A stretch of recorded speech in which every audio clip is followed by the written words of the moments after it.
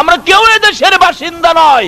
যত বড় ঘরই বাঁধেন, যত মজবুত, যত আরসিসি, যত ফাউন্ডেশনই দেন, আমরা এদেশের বাসিন্দা কেউ নয়। আমরা সকলেই এদেশের মেহমান। কি বলেন, ঠিক কিনা?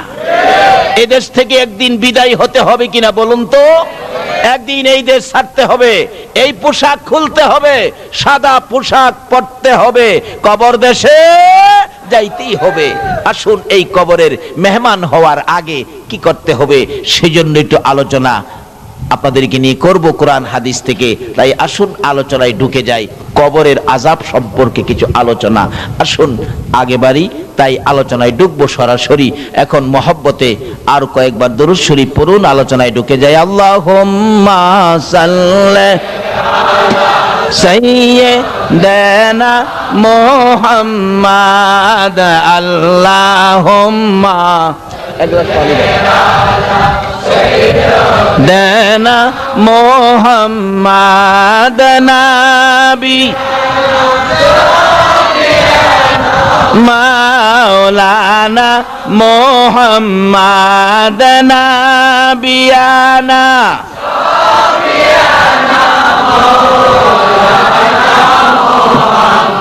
দিবানিশি মনের আমার আর দিও না যন্ত্রণা, দিবা মনের আমার আর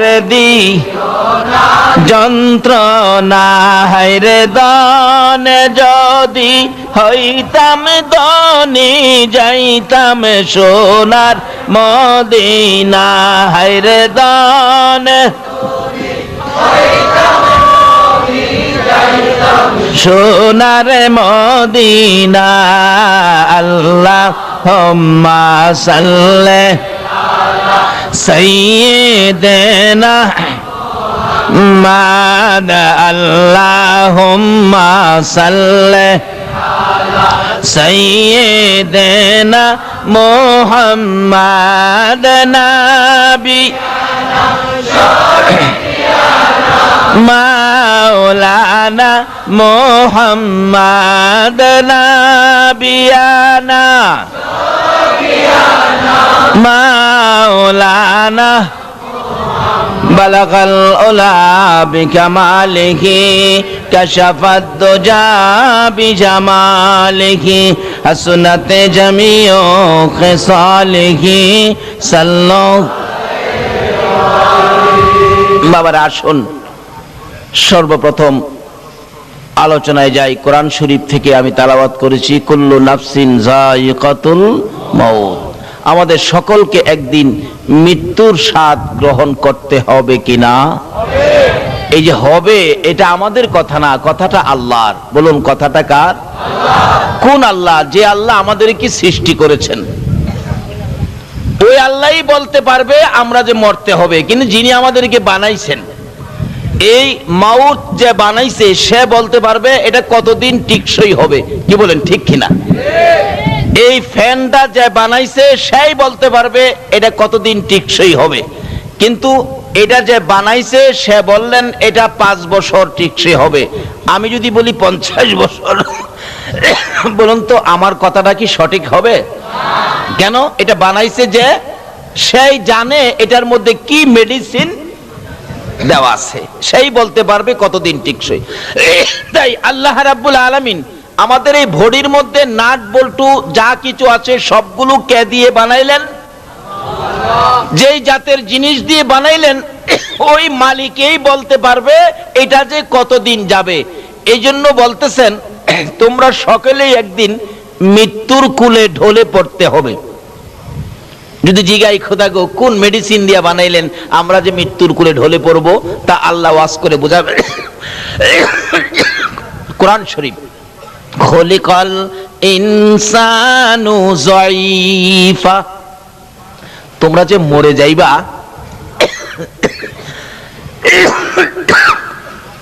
এই জন্য, কারণ আমি তোমাদেরকে বানানোর সময় নরম করে বানাইছি, দুর্বল করে বানাইছি। খলিকাল ইনসানু যায়িফা, এই মানুষ আমি তোমাদেরকে দুর্বল করে দুর্বল করে বানাইছি। বলুন আমাদেরকে দুর্বল করে বানাইছে কে বলতেছে?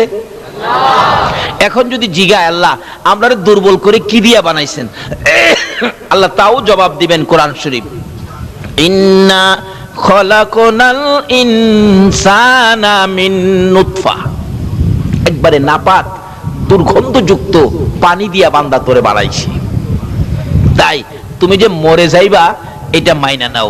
বলুন আল্লাহ যেভাবে আমাদেরকে বুঝাইলেন আমাদের মরতে হবে, এটা কি আপনাদের বিশ্বাসে আসছে?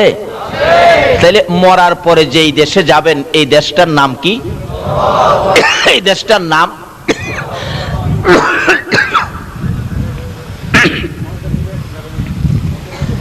এখন আমাদের দেশের মানুষ কুয়েত যায়, কাতার যায়, সৌদি যায়, লন্ডন যায়, আমেরিকা যায়, যাওয়ার আগে দেখবেন বন্ধু বান্ধবদেরকে জিগায় কুয়েতের অবস্থা কি, পরিবেশ কেমন, কাতারের পরিবেশ কেমন, যে জায়গাটায় যাব জায়গাটা ভালো নেই, এমন কিছু জয় জিজ্ঞাসা করে। আচ্ছা আপনারা যে এই দেশ ফালায়া কবরে যাবেন, কবরের অবস্থা কি কেউ কি কোনোদিন কাউরে জিগাইছেন? জিগায় না। অথচ এই কবরটা যাইতে হবেই, না যায়া কোনো উপায়। আজকে দুনিয়ায় একটা ঘর বাড়ি করতে গেলে নিজের কত চেষ্টা, অথচ কবরের বাড়িতে যে আপনি যাবেন আপনার কোনো চেষ্টা নাই। আপনি মৃত্যু হইয়া দেখেন না এলাকার লোকজন আপনার বাড়িটা বানানোর জন্য তৈয়ার হবে কিনা বলুন তো? কেউ কোদাল নিবে, কেউ খন্তি নিবে, কেউ ঘাস কাটতে যাবে, কেউ কাফনের কাপড় আনতে যাবে, আপনাকে বিদায়ের জন্য পাগল পাগল হয়ে যাবে যত বড়ই হন, কিন্তু 2 দিন আপনাকে কেউ রাখবে না। আচ্ছা এই কবরটার ভিতরে যে আপনি যাবেন, কবরের খবর কি কেউ নিছেন? এই কবরটা যে কত কঠিন, রাসূল বলেছেন এই কবরে 99টা সাপ থাকবে। কয়টা সাপ? এরপর এমন সাপ না যে সাপগুলি মেরে ফেলবেন, একটা সাপে যদি আপনাকে ধ্বংসন করে ব্যথায় 70 গজ মাটির নিচে চলে যাবেন। আবার অন্য সাপেরা ইস্পাতের নূক থাকবে, টাইনা টাইনা উঠাবে, যাও কই দুনিয়ায় বড় রং করেছো, এবার শাস্তি ভোগ করো। আরেকটা সাপে দংশন করবে, এইভাবে একের পর এক 99টা সাপ দংশন করতে থাকবে। আচ্ছা বলুন তো এই বিপদ থেকে বাহির হইয়া কোথাও যাওয়ার কোনো সুযোগ পাওয়া যাবে? নাই। কিন্তু এখান থেকে সুযোগটা নিতে হবে।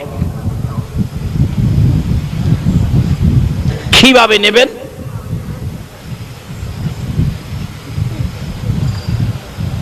বাবারা এখান থেকে সুযোগ কিভাবে নেবেন এই কবরের চিন্তা আজকে থেকে করুন। মা খাদিজাতুল কুবরা রাদিয়াল্লাহু তাআলা আনহার জীবনী খুলুন। আমার নবীর প্রাণ প্রিয় বিবি, সুখে দুঃখের সঙ্গিনী, যেই খাদিজা জীবন জৈবন ধন সম্পদ সব নবীর কদম মুবারকে ঢেলে দিয়ে নবীর সহধর্মিনী সঙ্গিনী হয়েছিলেন, ওই খাদিজার জীবনী। খাদিজা যেদিন দুনিয়া থেকে বিদায় হয়ে যাবেন কবরের চিন্তা করেছিলেন খাদিজা। একটু চিন্তা করে কবরের অবস্থা দেখে, কবরে কেউ নাই, আমাকে কবরে রেখে সবাই চলে যাবে, কি প্রশ্ন হবে, কি জবাব দিব, এই চিন্তায় খাদিজা খুব কাঁদতেছিল। খাদিজা কাঁদতে কাঁদতে চোখের পানি দিয়ে বুক বসতেছে, পাগল পাগল হয়ে গেল। খাতুনে জান্নাত ফাতেমাতুজ জাহরা একেবারে ছোট মেয়ে, মার কান্না দেখে বারবার বলতেছেন, মা গো এইভাবেই কেন কান্দো? ও মা তুমি কেন কান্দো বলো? কোনো কথাই বলে না। দৌড়ায় নবীজির সামনে হাজির হয়ে গেলেন। আব্বা হ্যাঁ, মা কান্দে, কত কথাই বলি, কোনো কথাই মা জবাব দেয় না। একটু আসেন মাকে জিজ্ঞেস করেন আমার মা কেন কান্দে। মা খাদিজাতুল কুবরা রাদিয়াল্লাহু তাআলার খবর পাইয়া এবার আমার নবী খাদিজার সামনে হাজির হলেন। রে খাদিজা কেন কান্দো, কি ব্যথা কি দুঃখ বলো? হুজুর অন্য কোনো দুঃখ নয়, আমি তো কবরের চিন্তায় আমি কাঁদতেছি। কবরে একা করে কেমনে থাকবো, প্রশ্ন কি হবে, কি জবাব দিব, সেই ভয়ে কান্দি। আমার নবী বলেন, খাদিজা রে আমি রাসূল তোমার পক্ষে আছি, এত ভয়ের কারণ তোমার নাই। বলুন রাসূল যদি কারো পক্ষে থাকে কোনো ভয় আছে কিনা? ও খাদিজা আমি রাসূল যে তোমার পক্ষে, তোমার কিসের ভয়? খাদিজা বলে, হুজুর দুনিয়ায় আপনি থাকবেন আমার পক্ষে, কবরে তো আপনি যাবেন না। রাসূল বলেন, খাদিজা, কবরে না গেলেও আমি উপর থেকেও ভিতরের কাজ চালাইতে পারি। আল্লাহু আকবার বলুন। বলুন, নবী উপর থেকেও ভিতরের কাজ চালাইতে পারে কিনা? যদি নবীর পরিচয় কবরে যায় দেওয়া যায়, আর কোনো ভয় আছে? তার বাস্তব। আমি কিছুদিন আগে কেরানীগঞ্জ মাহফিলে গেলাম। কেরানীগঞ্জের এমপি হলেন আমানুল্লাহ আমান এবং মন্ত্রীও। মাহফিল শেষে রাত্র 12টা 1টার পরে বাহির হব। বললাম এত রাত্রে যাব, রাস্তাঘাটে নি কোনো বিপদ হয়, গাড়ি নি ব্রেক দেয়, কি করি না করি। যে একজন কমিটির লোক বলে, হুজুর একটা পোস্টার নিয়ে যান, পোস্টার, এই পোস্টারটা দেখাবেন। সব শেষ, কারণ পোস্টারের মধ্যে আমানুল্লাহ আমানের নাম আছে, উনিও ছিলেন, তার বাড়ির পাশেই মাহফিলটা ছিল। ঠিকই পোস্টারটা নিয়ে আসলাম, সংসদ ভবনের পিছন দিয়ে গাড়ি ঢুকলো, রাত্র প্রায় 2টা। এমনি দেখি কালো পোশাক হাত বাড়াইছে। কালো পোশাক চিনেন নাই? বাবারে, ভালো চিনে। গাড়ি যেমন আপনি আপনিই ব্রেক হয়ে গেছে। কোত্থেকে আসলেন এত রাত্রে? মাহফিলে গেছিলাম। কোথায়? পোস্টারটা খুলে দিলাম। পোস্টার দেখে অফিসার পড়তেছে, প্রধান অতিথি আমানুল্লাহ আমান, ডালিকান্দি। ও আমানুল্লাহ আমান সাহেবের বাড়ির কাছে গেছিলেন নাকি? হ্যাঁ। উনিও ছিলেন? আমি হ্যাঁ, উনিও ছিলেন। আমানুল্লাহ আমান সাহেবের বাড়ি, উনি ছিলেন না? ঠিক আছে, ঠিক আছে, যান যান যান যান।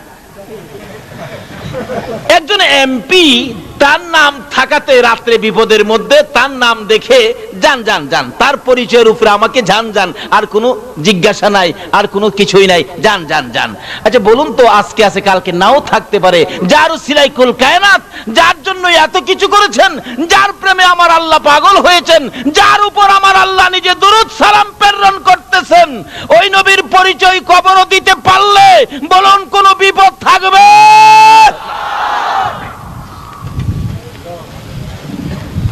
কবর দেওয়ার সময় তো এই কথাটাই বলে দেওয়া হয়, বিসমিল্লাহি ওয়ালা, কি কয়, কি কয়? বিসমিল্লাহি ওয়ালা। কার মিল্লাতের উপর দেওয়া হয়?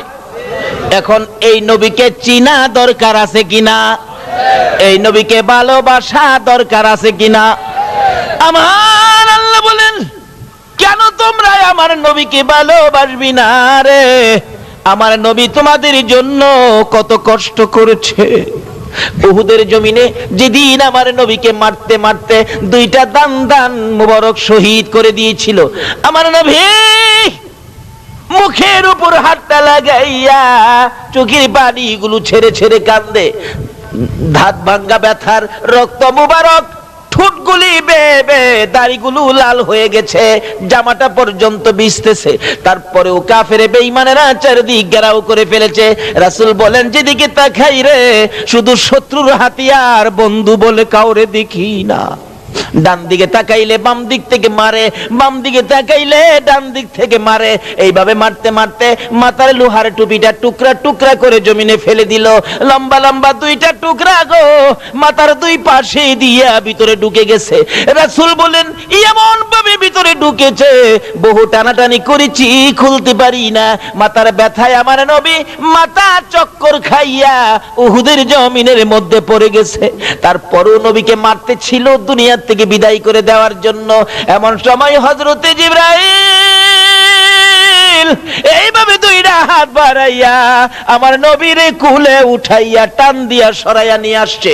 উহুদ পাহাড়ের মাঝামাঝি, নিচ থেকে দেখা যায় না এমন একটা জায়গায়, নিজের চোখে দেখে আসছি, আল্লাহ দেখাইছে, নিচ থেকে দেখা যায় না এমন একটা জায়গায় আমার নবীকে জিবরাইল কোলে লইয়া ওই জায়গাটায় নিয়ে গেছে। জিবরাইল বলেন, নবীকে কোলে রাইখাই আমি ডাকতেছিলাম, এরে উহুদের পাথর, ও উহুদের পাহাড় দেখ, যেই নবী না হইলে কিছুই হতো না, তোরাও হতে না, আমিও হতাম না। এই নবীকে মারতে মারতে বেহুশ করেছে, একটু বিছানার ব্যবস্থা করে দে, আল্লাহর বন্ধুকে শোয়াইয়া রাখি। জিবরাইল বলেন, এই বলে ডাক দেওয়ার সঙ্গে সঙ্গে দেখি লম্বা একটা পাথর ফাইটা তোলার মতো নরম বিছানা হইয়া যা। আজকে পাথর হইয়া আমার নবীরে চিনে রে, উম্মত হইয়া নবী চিনলাম না। জিবরাইল বলেন আশ্চর্য হয়ে গেলাম, পাথর এত সুন্দর বিছানা কিভাবে হলো? এবারে জিবরাইল ওই বিছানার মধ্যে আমার নবীকে শোয়াইয়া দিলেন। এখনো নবীর জ্ঞান ফিরতেছে না। দয়ার নবী মায়ার নবীর দিকে তাকাইয়া জিবরাইল ডাকতেছে, ইয়া রাসূলুল্লাহ, জ্ঞান বুঝি এখনো ফিরে নাই, ব্যথা বুঝি বেশি? একটু পরে নবীজির চোখ দুইটা খুলছে, চোখের পানি জর্জর করে ছেড়ে দিছে। জিবরাইলের দিকে তাকাইয়া জিবরাইল বলেন, ইয়া রাসূলুল্লাহ, জানতে চাই গো আল্লাহর বন্ধু, দান দুইটা শহীদ হয়ে গেছে, দাঁত ভাঙ্গা ব্যথা কেমন লাগে গো? বলুন না, আমি জিবরাইলের কাছে বলুন না। আমার নবী জিবরাইলের দিকে তাকাইয়া কান্দে। আমার নবীর দিকে তাকাইয়া জিবরাইল বলেন, হুজুর, মাথা ভাঙ্গা গো, এই মাথা ভাঙ্গার ব্যথা কেমন লাগে আমি জিবরাইলের কাছে বলুন না। আমার নবী জিবরাইলের দিকে তাকাইয়া দুইটা চোখের পানি জর্জর করে ছেড়ে ছেড়ে কান্দে। রে জিবরাইল, আমার দাঁত ভাঙ্গা মাথা ভাঙ্গায় তোর বুঝি মায়া হয়েছে রে জিবরাইল? দাঁত ভাঙ্গা ব্যথা কেমন জিগাইলি, মাথা ভাঙ্গা ব্যথা কেমন জিগাইলে? রে জিবরাইল, দাঁত ভাঙ্গা ব্যথা কেমন লাগে জিগাইলি, মাথা ভাঙ্গা ব্যথা কেমন লাগে জিগাইলি, আমার গুনাহগার উম্মতের ব্যথা কেমন লাগে জিগাইলি না? দয়ার নবী মায়ার নবী বলেন, জিবরাইল রে শুনো, দাঁত ভাঙ্গা ব্যথা মাথা ভাঙ্গা ব্যথার চাইতে রে আমার গুনাহগার উম্মতের ব্যথা বেশি। আর এই উম্মতের কান্ডার নবী রহমতের ভান্ডার, বলুন উম্মতের কান্ডার নবী। নবী বিনে রোজ হাসরে কে করিবে পার, নবী বিনে